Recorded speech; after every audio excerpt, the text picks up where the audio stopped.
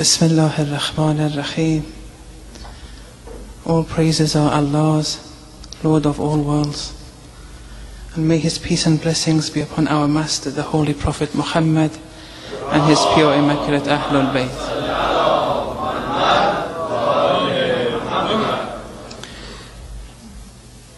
The theme is spiritual wayfaring, Sayru Suluk. During the past few nights we discussed a number of important mental emotions: fear, hope, sorrow, and how they must be channelized in the proper way. And last night we started to speak about a number of important noble ethical traits. Last night we spoke about patience. Inshallah tonight we'll speak about sidq, truthfulness. So we place our hope in Allah, because ants are speaking animals too. Birds are speaking animals. This pulpit can speak too. Whatever exists can speak. One of Allah's attributes is mutakallim. Whatever exists to some degree is a manifestation of this attribute of Allah. The degrees of this takallum differs. The degree of takallum, of speaking, in plants is different to that of animals, is different to that of humans. But they all can speak. Allah is Alim, all-knowing. Therefore whatever exists, be it plants, stones, animals, they have a degree of ilm, of knowledge.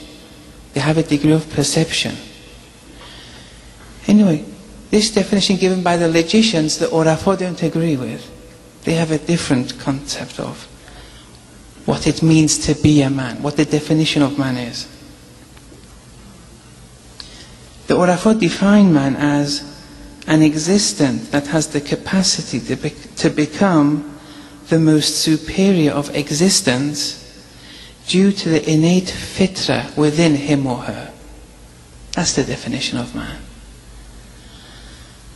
And only if one attains to and reaches this, reviving oneself and refining the fitra, can one become sadiq. Because that capacity to acquire all the superior attributes requires one, can only be achieved by reviving and refining the fitra. That actuality, that transition from potentiality to actuality, can't be realized save via refining the fitra. You fail, if you fail to revive the fitra, you fail to become sadiq. You fail to become a person. You're not really a person. You may be an animal. You may be worse. But you're not a person. You're not true to yourself.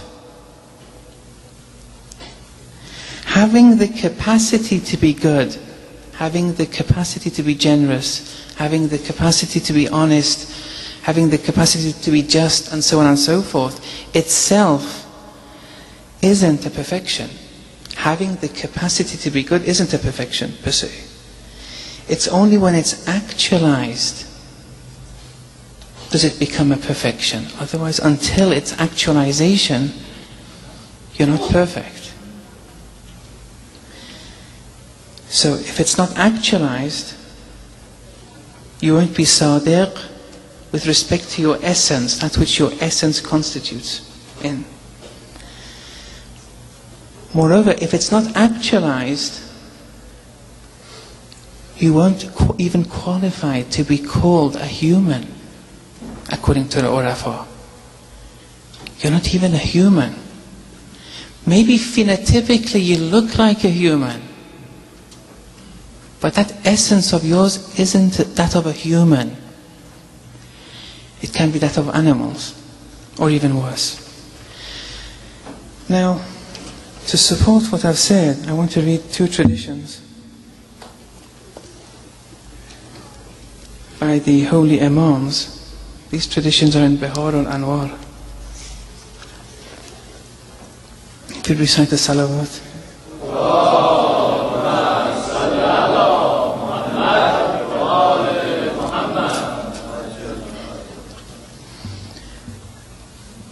عن البراء ابن عازب قال, Bara, son of Azib, narrates this tradition. This is what he says. كان معاذ بن جبل جالسا قريبا من رسول الله في منزل أبي أيوب الأنصاري. Bara is saying that Mu'az was sitting close to the Holy Prophet of Islam, sitting close by, next to him, in the residence of Abi Ayyub al-Ansari. فَقَالَ مُعَاذ, Mu'adh then said to the Holy Prophet, يا رسول الله أرأيت قول الله تعالى يوم ينفخ في السور فتأتون أفواجا. O Messenger of Allah, may you inform us of the verse, the day the trumpet will be blown and you'll come in groups. Chapter 78, verse 18.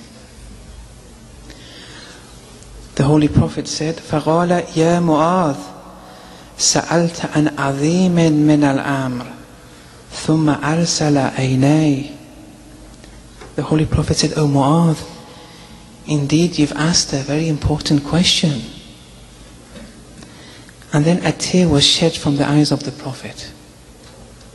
So this is an important question, and the reply is even more important. فَقَالَ, here comes the reply. What does this verse mean? The day the trumpet will be blown and you'll come in groups. The exoteric meaning is apparent, it's evident. It's the day of resurrection, we're all going to be judged. But here the Holy Prophet of Islam is now going to shed light on the esoteric meaning of this. Don't forget, the subject is sidq, attaining to our potential. That capacity, whatever it is, becomes actualized. If it doesn't, we're no longer human. That's the debate. فَقَالَ, the Holy Prophet said, يُحْشَرُ أَشْرَةُ أَصْنَافٍ مِّنْ أُمَّتِي أَشْتَاتًا قَدْ مَيَّزَهُمُ اللَّهُ تَعَالَى مِنَ الْمُسْلِمِينَ وَبَدَّلَ صُوَرَهُمْ. The Holy Messenger of Islam said, my ummah will be classified into 10 groups, each appearing differently on the day of resurrection. Allah has differentiated them from the Muslims and altered their forms. And then the Prophet continues. He's going through 10 classes now.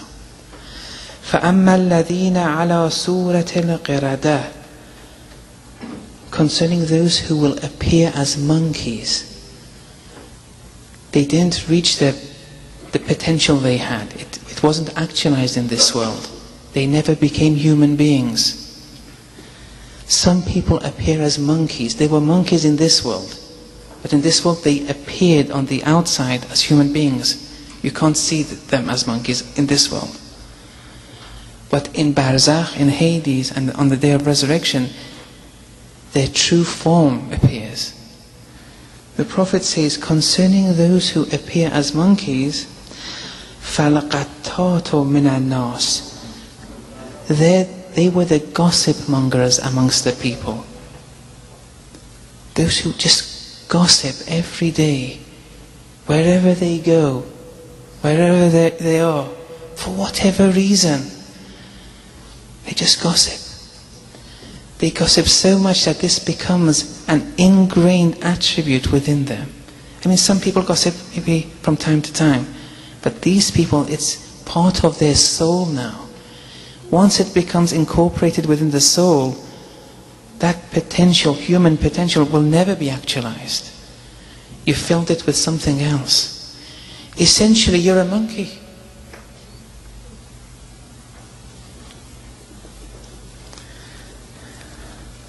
وَأَمَّا الَّذِينَ عَلَى سُورَةِ الْخَنَازِيرِ, concerning those who appear as pigs.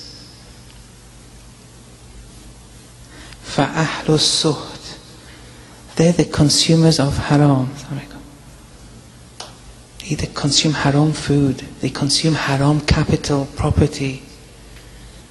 They're spending out of haram. They can't be humans. It's not possible. To put it frankly, they're pigs. They'll appear as pigs on the day of resurrection. They're pigs in this world too, but they look humans. But there, it's different. They appear as pigs. وَأَمَّا الْمُنَكِّسُونَ عَلَى رُؤُوسِهِمْ فَآكِلَةُ الرِّبَا. Concerning those who appear upside down, feet up, hands down, they'll appear upside down on their resurrection. They are those who thrive on usury, riba. In one of the verses of the Quran, it says, أَحَلُّ اللَّهُ الْبَيْءَ. The transactions are halal for you, buying and selling. وَحَرَّمَ الرِّبَا. Riba is haram. But these people, they acted in reverse. And these people who act in reverse, they'll appear in reverse, upside down on that day. وَالْأُمَاءُ الْجَائِرُونَ فِي الْحُكْمِ. And those who will appear blind. They were blind in this world, spiritually blind.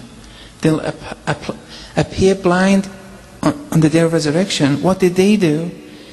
They're transgressors vis-a-vis the divine rulings. The Sharia.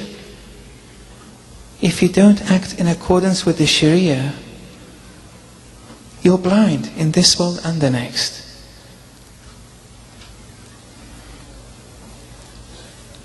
Acting in accordance with the Sharia is very important. There are many brothers and many sisters who, in LA, they're very sincere sisters. But they read their salat in a language other than Arabic. Or they don't wear any hijab when they do their salat. They execute the salat at the first instance, awwal waqt, which is a very commendable thing to do. But without the hijab and in another language. These people are blind. We have to help them. We have to show compassion to cure their blindness in this world. Don't treat them harshly. If you come across them, try to show them the Sharia, exactly where we've extrapolated these rulings. Try to explain why the salat has to be read in Arabic. Try to tell them why the hijab is important.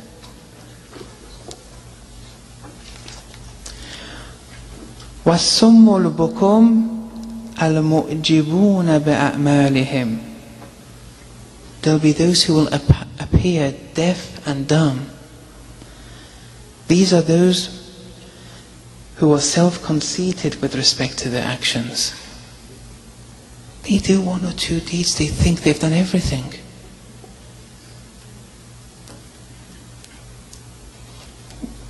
We don't have that merit to ever feel complacent with our deeds. And we've discussed this before in the previous lecture. Yes, whatever we have, it's from Allah's grace. وَالَّذِينَ يَمْضُغُونَ أَلْسِنَتَهُمْ فَالْعُلَمَاءُ وَالْقُضَاةُ الَّذِينَ خَالَفَ أَعْمَالُهُمْ أَقْوَالَهُمْ.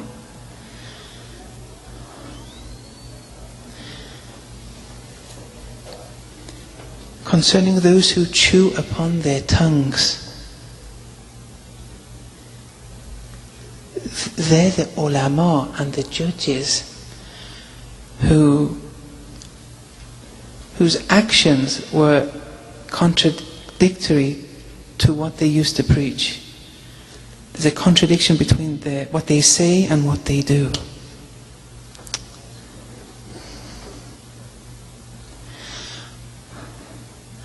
وَالْمُقَطَّعَةُ أَيْدِيهِمْ وَأَرْجُلِهِمْ الَّذِينَ يُؤْذُونَ الْجِيرَانِ. There'll be people who will appear on the day of resurrection with amputated hands and legs. When they come, they'll have no hands or legs.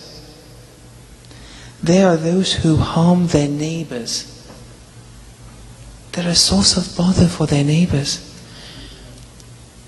Maybe the reason they will appear without, handless and legless, they're in their own homes, but it's as if their hands and legs are bothering. The hands and legs are in the homes of the neighbors and hitting them or bothering them. These people will appear legless, handless, yes. The barakah, or the use of their hands and limbs, is used negatively, affecting their neighbors. وَالْمُسَلَّبُونَ عَلَى جُذُوعٍ مِّن نَارٍ, concerning those who will be crucified on branches of fire. Who are they? فَالسُّعَاةُ بِالنَّاسِ إِلَى السُّلْطَانِ, they're those who give an account of people's affairs to an oppressive regime.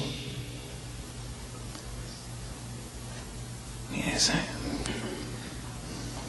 Yes. The next class, وَالَّذِينَ هُمْ أَشَدُّ نَتْنًا مِنَ الْجِيفِ فَالَّذِينَ يَتَمَتَّعُونَ بِالشَّهَوَاتِ وَاللَّذَّاتِ وَيَمْنَعُونَ حَقَّ اللَّهِ تَعَالَى فِي أَمْوَالِهِمْ, those who appear smelling worse than rotting corpses. Who are these people? What did they do in this world to be such, you know? They were drowned in the worldly passions and lusts. They were drowned in them. It was a way of life for them. How can you recall Allah when you're drowned in these worldly passions?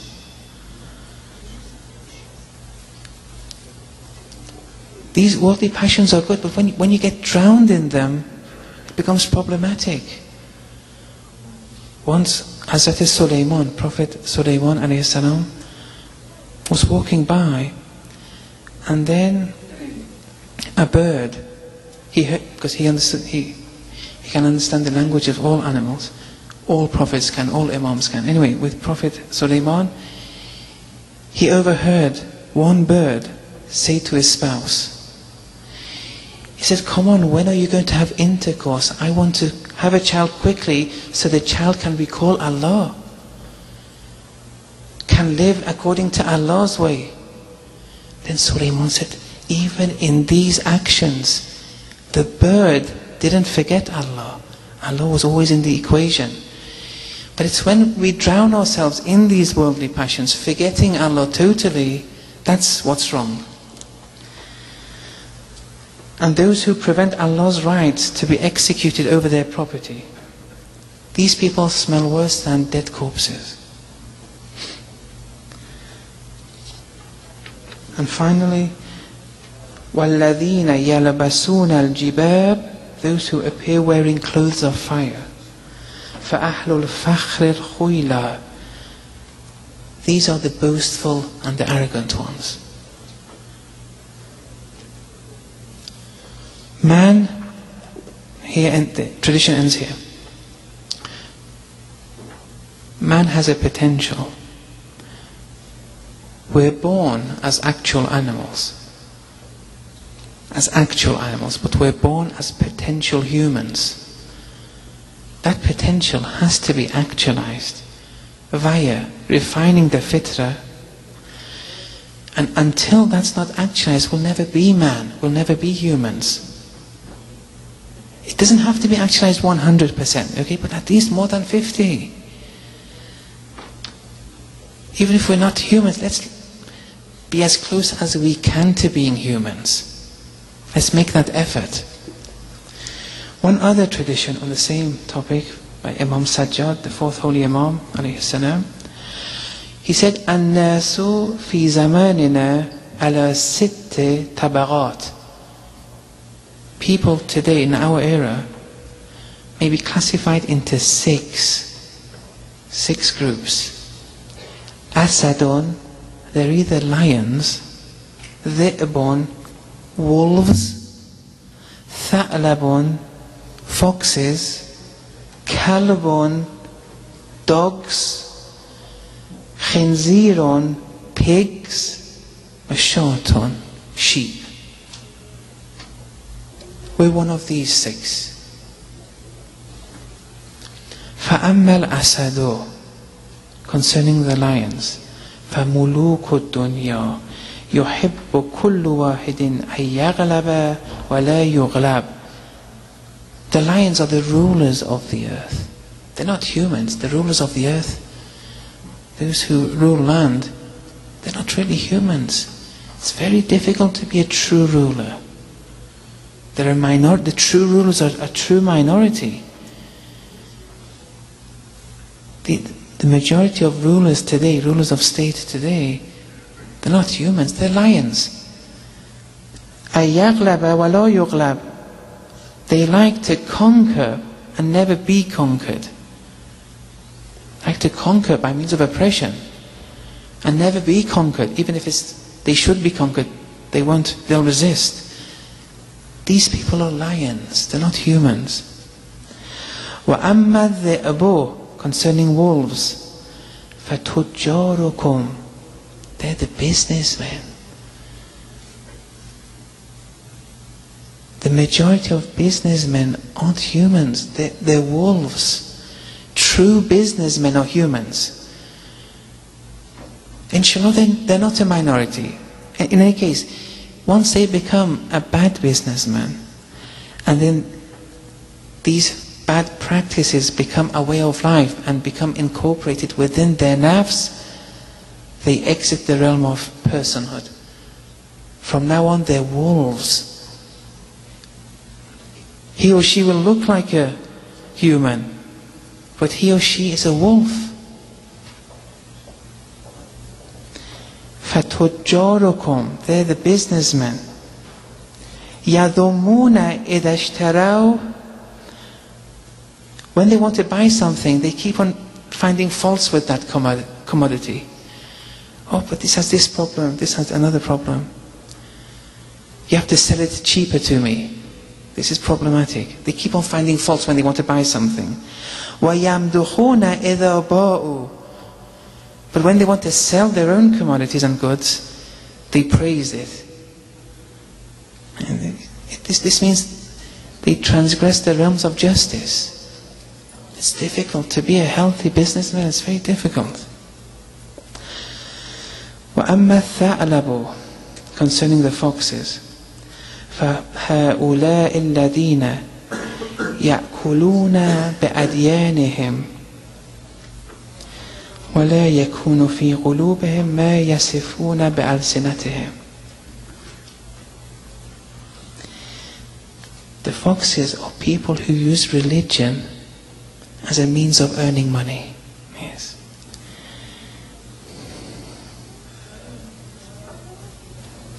They preach with their tongues that which is absent in their hearts. They're not humans at all. They're foxes, like me. These are very important matters. The Imams are saying this. وَأَمَّا الْكَلْبُ, the dogs, who are they? They're the people who, they attack others, they attack people with their tongues, and those others, the people, respect them in order to remain clear from the vice of these people. These people are dogs. They attack others, they attack people, and those others, they do respect these dogs, so that they stay clear from their vice. وَأَمَّا الْكَلْبُ يَحِرُّ عَلَى النَّاسِ بِلِسَانِهِ, with their tongues they attack people, they bother people, they harm them. وَيُكْرِمُهُ, but the people respect them though, because they're scared. If they don't respect them, they'll keep on attacking. They're not humans, these people are dogs. وَأَمَّا الْخِنْزِيرُ, concerning pigs, فَهَؤُلَاءِ الْمُخَنَّثُونَ وَأَشْبَاهُهُمْ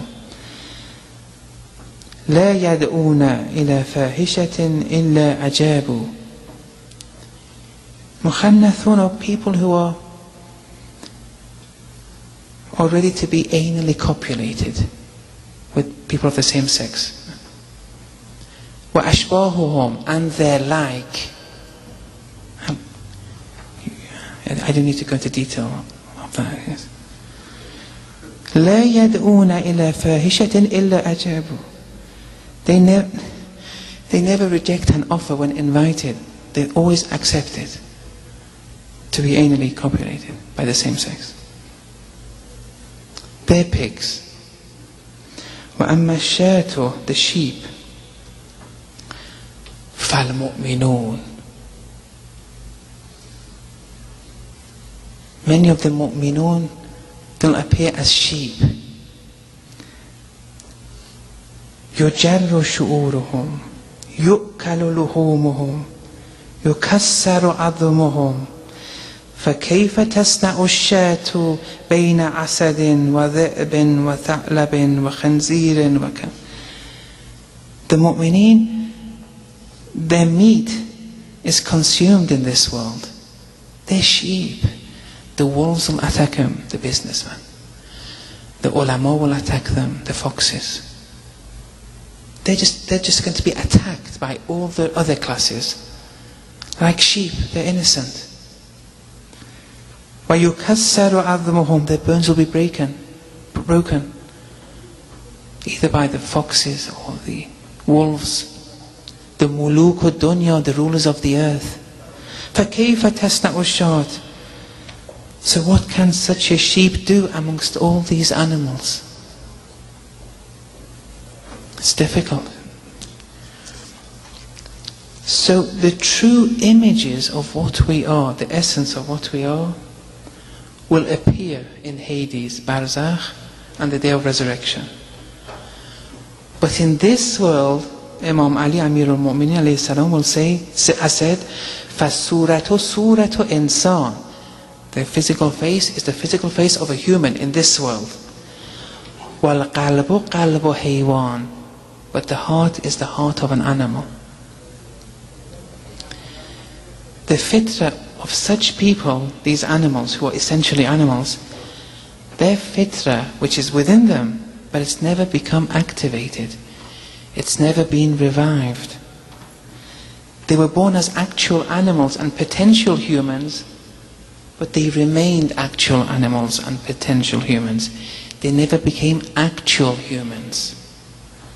They were never sadiq. All that mattered was eating, satiating themselves, nutritionally, sexually, and so on and so forth. All the vicious animal traits gradually permeating through their souls, predominating over them, becoming second nature. And they're accustomed to it now. Of course they're not humans anymore. They're even worse than humans, because humans don't have the capacity to... they're even worse than animals, such people. Because animals have the capacity to be actual animals. They don't have the capacity to be humans. But these people with that lofty capacity, they've put it to waste. They're even worse than animals.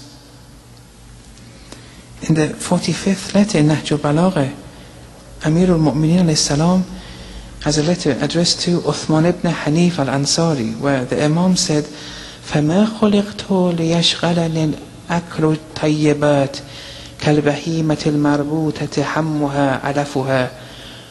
Man wasn't created for eating and acquiring these animalistic pleasures. That's not the purpose behind man. Something else, there's something more lofty involved here. Eating is used to acquire health. Health of the body. I've said this before. Our essence is the immaterial rational spirit. Existence-wise, it's independent, this soul of ours. But action-wise, it depends on a body. Without a body, the soul can't act. It can continue to persist after physical death without a body. It exists, it persists. But it's by means of the body that it acts. It's by means of the body it can attain to Allah, reunite with Allah in this world. So food is important to have a healthy body. But one shouldn't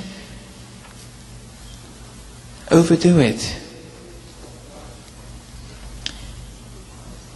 Ayatollah Hassan Zadeh Amuli, he advises all the talabas when they start the seminary schools in Rome, the Hose. He advises people to read a book by Ibn Miskawayh. It's called Tahdhib al-Akhlaq, Refining Ethics. And it's a very interesting book. One has to read it many times on a regular basis, preferably. It's in Arabic, but it's translated into Farsi. There, Ibn Miskawayh said, food is like medication. In the same way medication is used to cure the physical body, and then after receiving the cure, one shouldn't overdose oneself with the medication, because overdosing oneself with the medication harms the physical body. In the same way, food is used to cure the physical body, but overdosing oneself with the food can have spiritual side effects.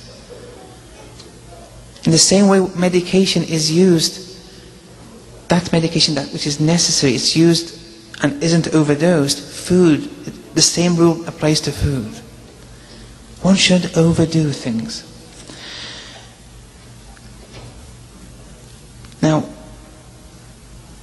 some people remain as actual animals, but they don't drown themselves in food and other appetites. They drown themselves in conquering traits. Anger has now predominated over them. These people become predators. They're predators. They prey on others. In chapter 12, verse 13, Prophet Ya'qub, Jacob, when the brothers of Yusuf alayhi salam wanted to take him, and they had this plan to get rid of him, Prophet Ya'qub said, وَأَخَافُ أَن يَأْكُلَهُ الذِّئْبُ, I'm afraid that the wolves will eat Yusuf alayhi salam. Here the Prophet has the ability to see people as they really are. Here Ya'qub saw in his sons that they weren't humans, they were wolves. They wanted to get rid of innocent life for their own benefit. They were predators.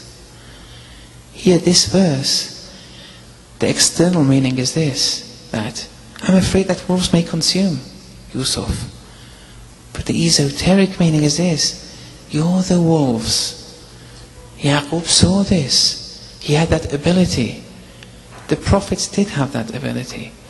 Today, if someone tells you he has the ability to see animals and people, never accept what they say.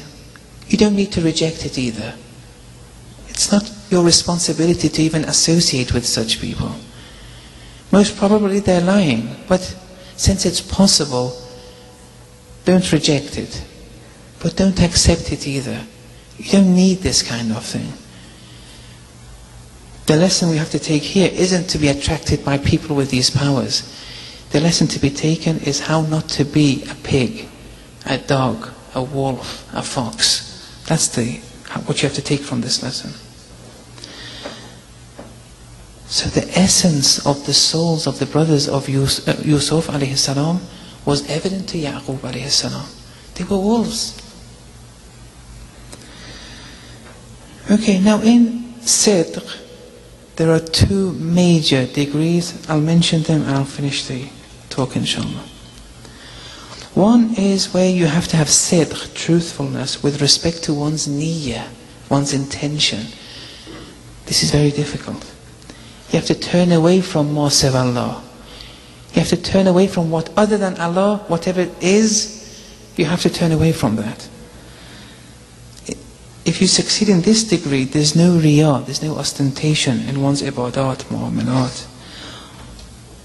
In all one's actions, intentions, thoughts, Allah is always pivoting one's actions. He's always there. He never exits the equation. Now, one sign that one has attained to this degree is that usually such people, they can't tolerate anything that isn't in conformity with the intention to attain proximity with Allah. When they encounter people who do things which isn't in conformity with how one should be to attain proximity, they become intolerant. They say, Astaghfirullah. They can't tolerate it. This is a good sign. But if this sign isn't, in Sayyid Rasuluk, these many stations, it has to be looked upon holistically. One may attain to this sign, but if this sidq isn't accompanied with compassion, such people, they're sadiq, they have this first degree, but sometimes they're a nuisance for other people. Because since they can't tolerate their actions, they show negative behavior. Instead of, they see a wrong, someone doing a wrong, say, Astaghfirullah, what's this, what's that? They don't know how to do proper amr ma'roof. That's because they lack the compassion dimensions. Thank you. Their compassion is weak. Sidq without compassion may lead to this. But the fact that they're sadiq is very good though. But when it's not accompanied with the required amount of compassion, then it becomes problematic. All these stations have to be achieved holistically. This flexibility, tolerance, compassion, these are very important. As the niyyah becomes more and more purified, these have to also be augmented in proportion. And finally, the second degree is that these people, they reach a stage where they live the worldly life solely for Allah's sake. They are the true sadiq people. Whatever there is, it's for Allah's sake. They want it for Allah. Here the ego is diminished. They don't want anything for themselves. And that's because they regard oneself so insignificant, and they see everything in Allah, for Allah, by Allah. Everything is Allah now. The more sadiq one becomes, the more human, the more insignificant he or she will regard oneself. And the more Allah will appear before him or her during one's life, during one's daily actions. So if you want to judge your degree of sidq, see how insignificant the worldly life really is to you, and how you compare with that bird which Prophet Sulaiman overheard. وصلى الله على محمد وآله الطاهرين.